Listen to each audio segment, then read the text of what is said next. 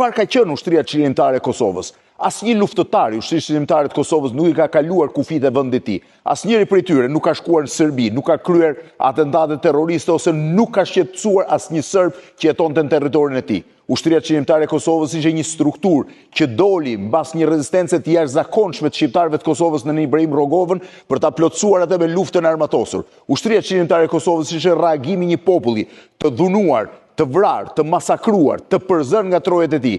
Ishte reagimi i të rinjve, cilët nuk donin të jetonin si prindrit e tyre, ishte reagimi i atyre njerëzve që dolën në dyert e shtëpisë tyre për të mbrojtur familjen, veten, kombin dhe historinë e tyre. Ushtria çlirimtare e Kosovës nuk ka bërë kurrë as krime kundër njerëzimit as krime lufte. Ajo nuk i ka kaluar kufit e territorit të saj. Nuk ka asnjë fakt që të ketë kryer trafik organesh dhe kjo vërtetuar nga gjykata speciale e Kosovës, në fakt nëse është e Kosovës.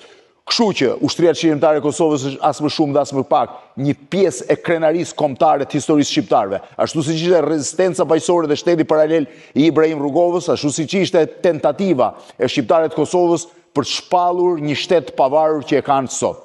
Ndaj ju bëj thirrje të gjithë shqiptarëve që të marrin pjesë në protestën e nesërme kundër gjykatës speciale e cila po deformon historinë dhe mbi të gjitha po i vë shqiptarëve një njollë që nuk e meritojnë dhe nuk e kanë pasur kurrë.